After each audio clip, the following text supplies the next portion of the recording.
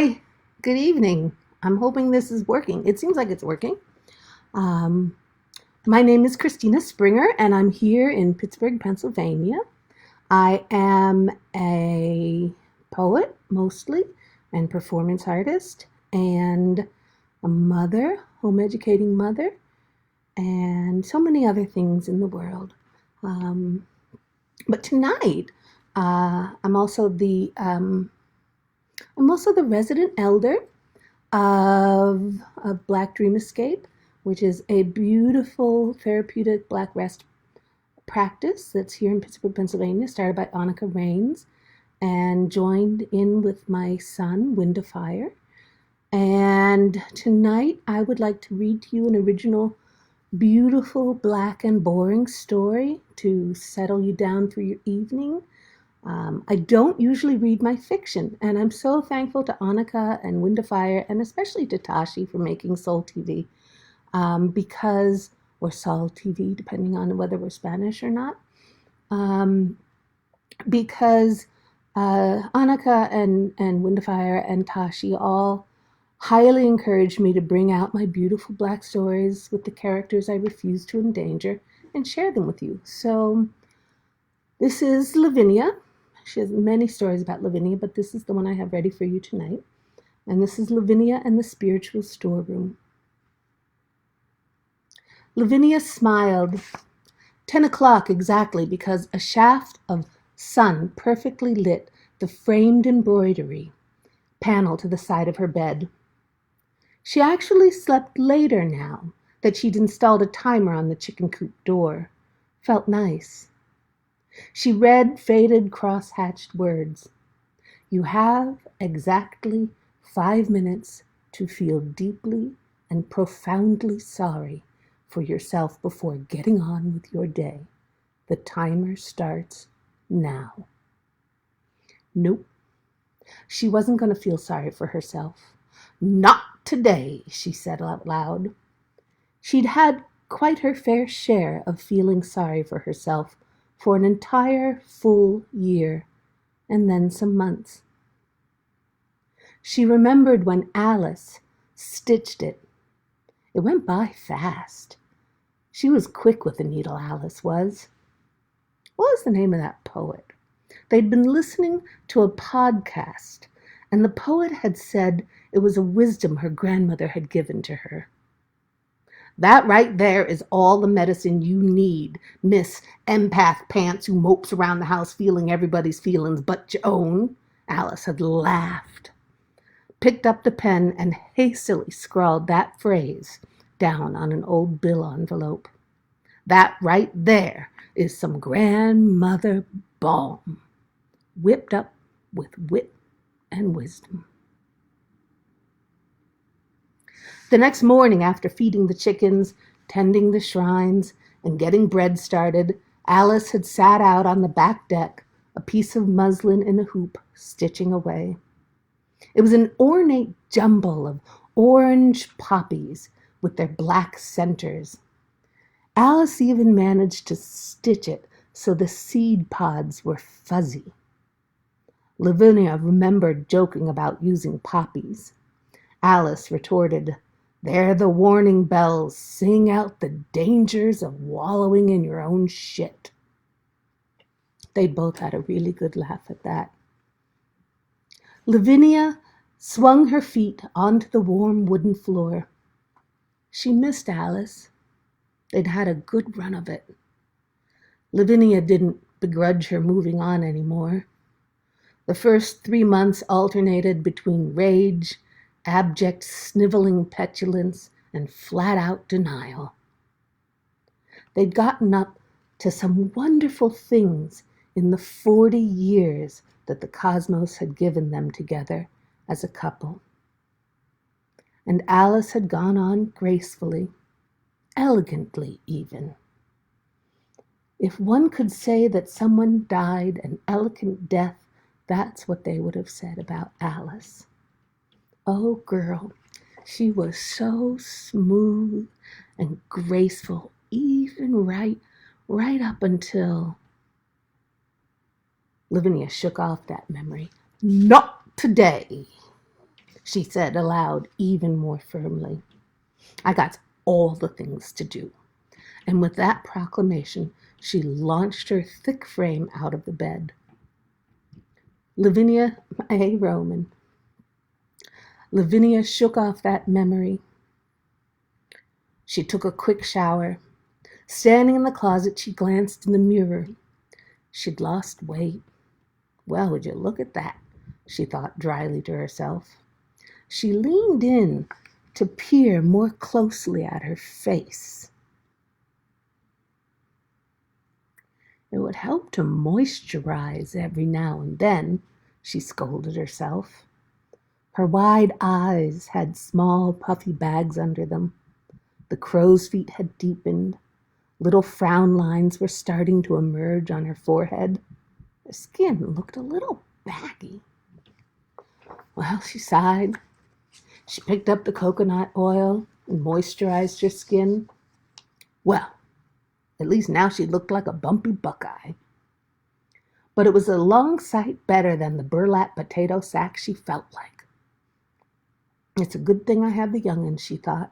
I can get so dark. She had the special work today, too, before the young'uns stopped by to help her pack up some of Alice's sculptures and paintings for shipping to a show Alice booked long before she'd gotten ill. And of course, the greedy buggers wanted it, even though she was dead. It was Alice who had mostly nurtured the young'uns, a hodgepodge group of young people who'd attached themselves to her at art openings, guest lectures, and internships. Lavinia actually didn't quite know what she'd do without them. They just kept coming around. They made her get up. They made her eat. They made her get dressed. They even got her back to work. Lavinia threw on a pair of purple, blue, and green tie-dyed drawstring pants and a dashiki so old that the interfacing had long broken down and torn off.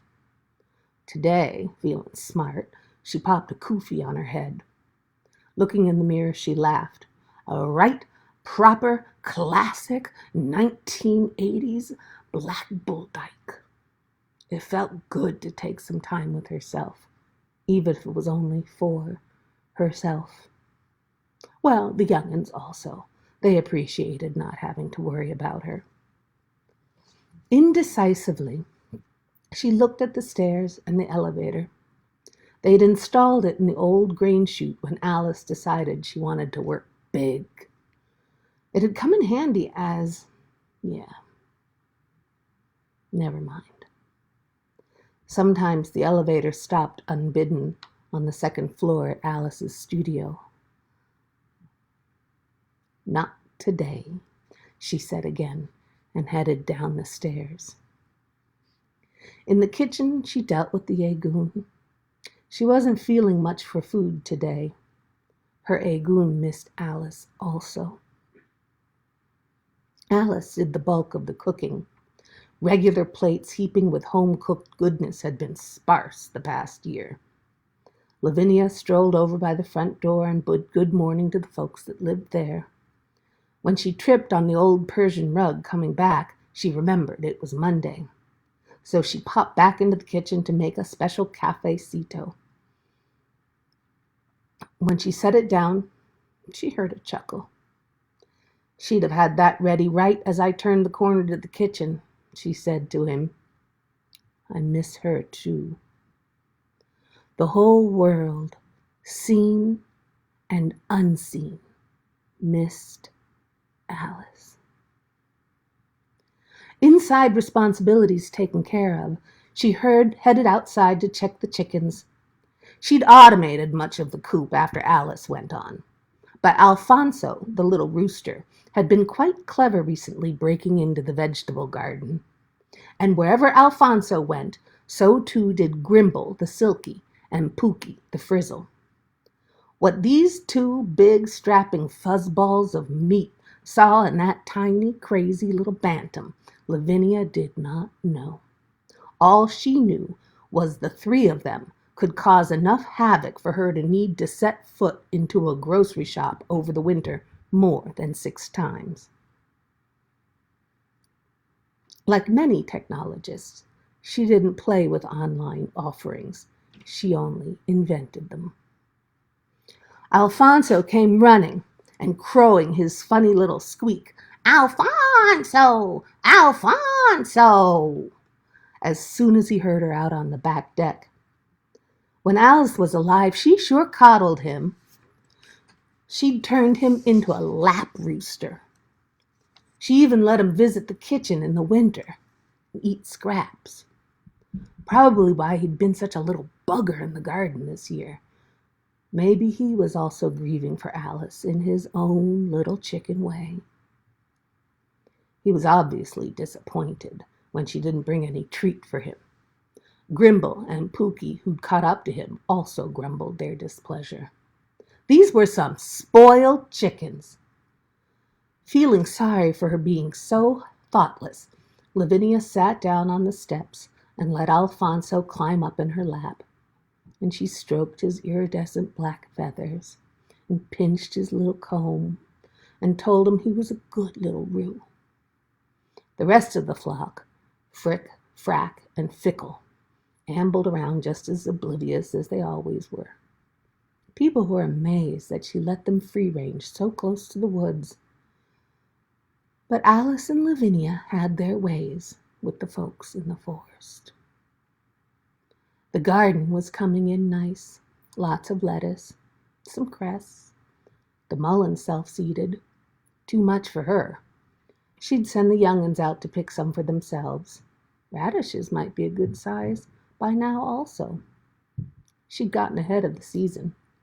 Early, she still hadn't been up to doing much else. But it had felt good to turn over the beds, and even better getting the seedlings going. It was something more than memories and death and making sure she didn't grieve herself into the poorhouse. Nonalema flickered at the edge of the wood. Lavinia nodded. Nonalema nodded back. She'd stand guard. Nonalema would never leave. Said she didn't want to. Maybe when the Shawnee returned, she'd go on. Lavinia didn't know. Alice only lingered about for 9 days, and then off she went, just like her, too. Go find that next fun thing and get busy with it. That was Alice's way. Grimble and Pookie ambled off. Everyone seemed to know what time it was. She didn't do it often, clean out the spiritual storeroom. But when you did, you wanted to be tuned in and ready for flow or not there at all. Everyone has one, a spiritual storehouse. Most folks just don't know they do. It's deep down, above the stomach, behind the diaphragm, but in front of the solar plexus, right in the center of your soul. And it's as big or as small as you want to make it or allow it to be in your life. Lavinia found it right after her grandfather died when she was 8. Back then, grief could near about rip her all the way in half. The morning he died, even palimpsest that she was, her parents took her to school. Riding in the car, silent tears running down her face, she felt herself go all the way away from the world inside of herself.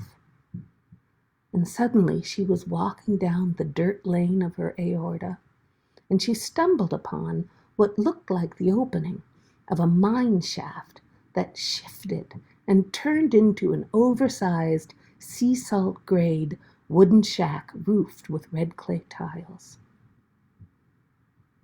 So she went inside.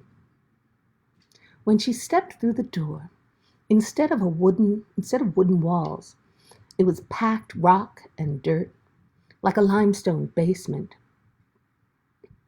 In the center was a delightful ornate glass-topped wicker table on which was set a crystal decanter, one elegant, very grown-up silver goblet set on a matching tray with some cookies. The table had only one peacock rattan chair.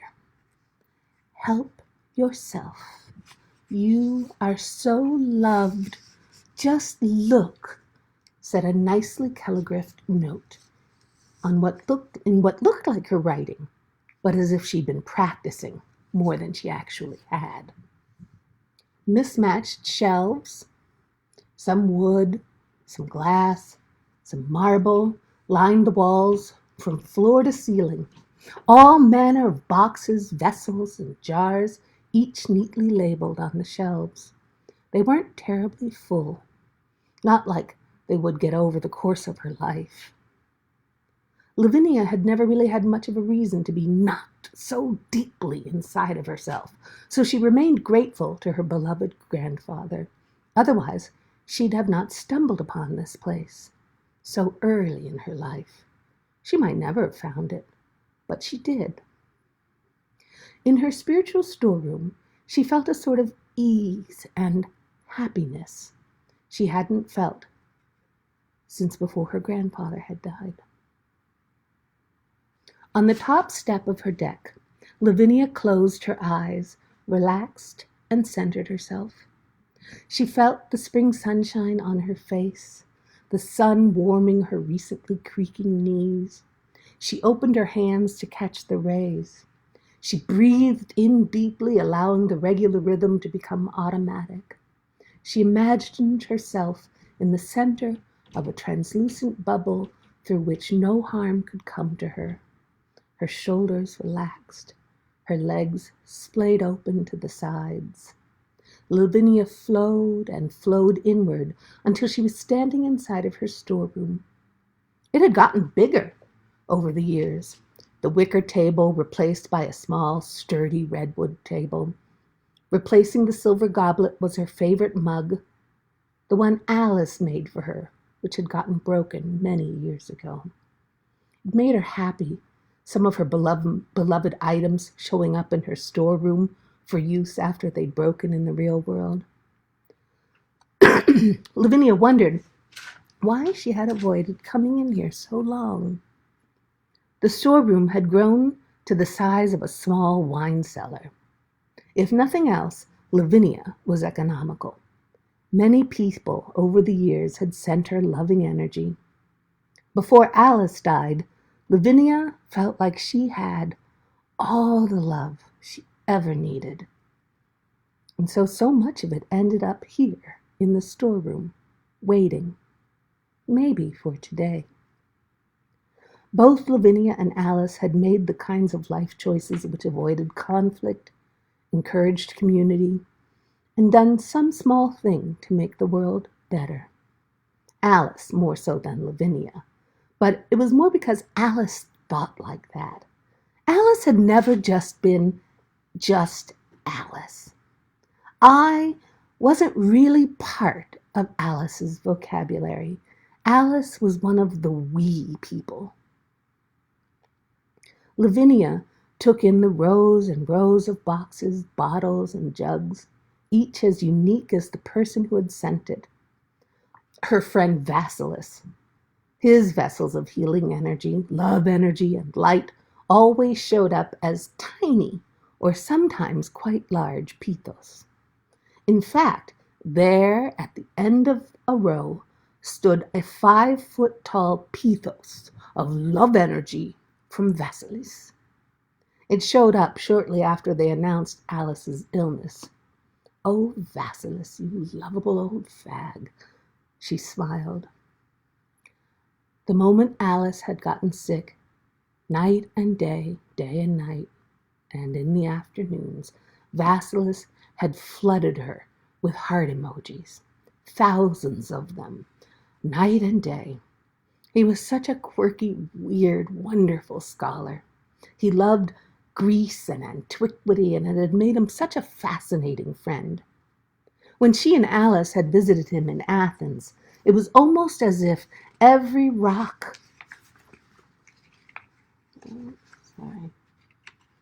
shrub, and ruin were longtime friends about whom he was aching to share the gossip.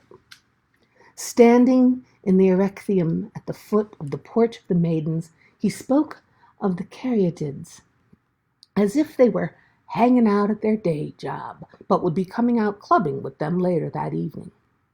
Lavinia chuckled, remembering. Rather than empty and bathe in the contents of that pathos, she'd rather hop a plane to Greece. They were all getting so much older, those of them what survived. But she was getting distracted. You could get lost in a spiritual energy storeroom if you weren't careful. Get in, do what you gotta do, and get out. That was the mission. And today, she needed to move the contents of Alice's shelf to the vault. The vault was a room off of the main room. It was where she stored the remaining energy of those who'd gone on. It began as an indigo-colored wooden shelf and only had about 15 bottles on it, all 15 corked amber medicine bottles from her grandfather. When her aunt died, she moved her lavender rose vermilion perfume bottles to the shelf next to her grandfather's on the indigo shelf. A few more additions over the years, her uncle, her nana, and then the 80s happened, and a whole separate vault was necessary. She usually stayed with the bottles,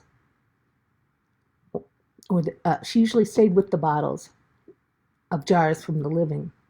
She'd only used a few of those bottles from the vault when she became so depressed and moody that nothing could jumpstart her back to normal. The first time she did it was when she was a teenager and thinking of committing suicide. She'd sat down at that silly wicker table with a bottle from her grandfather, just sat there, looking at it, wondering what to do with it. She hadn't interacted with anything in her storeroom until that moment of crisis. She opened the bottle, and out poured the scent of oil pastels, wood shavings, and pipe smoke. She poured some of the deep amber liquid into her palm. She tasted it. It didn't taste like much.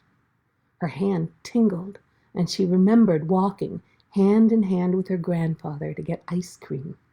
How he strutted so tall, like he was accompanying a princess to a fancy ball.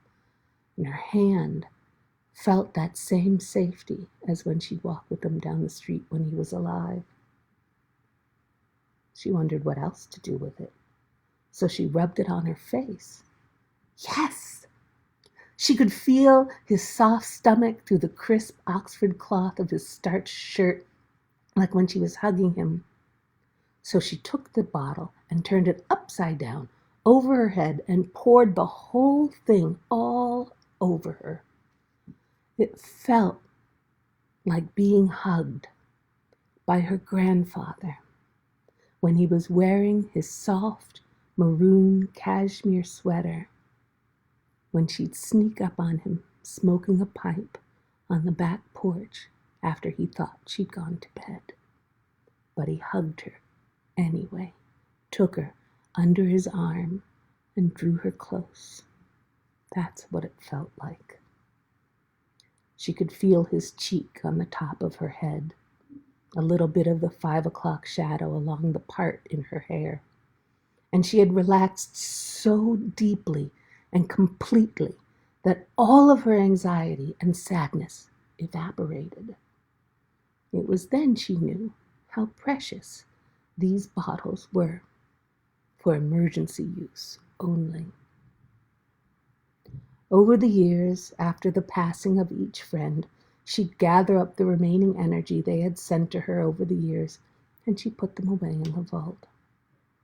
In times of sadness or loneliness, sometimes she'd travel down to the storeroom and enjoy the comfort of this or that friend, the comfort that they had freely given her one day. She usually stayed with the living, and from time to time, she'd have to mop up some soured, curdled, or cursed jars which had bubbled over or cracked their vessels. Those nasty jars from friendships ending badly had a way of seeping into your regular life. But today was not that day. Everything was in order, and it was time. Today, the task at hand was Alice. Beautiful Alice. Alice, the color of black walnut ink. Alice of the ruby lips. Alice of the kinky curly dreadlocks down past her ass. Alice, glint-eyed, smiling Alice. Her love of over 40 years. It was time. Alice had shelves of love. Beautiful boxes, jars, little envelopes made out of handmade paper with wildflowers pressed into them. All right there in the vault. They were each as individualized as the moment she sent her love whenever they were separated. Unique as each of her many moods and all the phases of her life. Lavinia sighed. She looked at the shelf, and she looked down. And right there, a perfectly sized cardboard box waited by her feet. And she knew she could do this. She could do it without crying. She knew that there was so much love left over that she could go on as long as she had to. And that's the end. Thank you so much for joining me for beautiful, black, and boring stories. Thanks so much, Tashi. If you like my stories or want to know more about my artwork, you can follow me at Christina Springer, artist. And also like and follow Black Dream Escape. That's my son Windafire and my friend Onika Reigns' beautiful project about the importance of Black and Indigenous queer. Black and Indigenous always includes queer. Rest. It is so important. Rest is a form of liberation. I hope this story helped you settle down and get peaceful so that you can enter into a beautiful state of Black or Indigenous or POC rest for the evening. Thanks so much, everybody, for tuning in. Peace.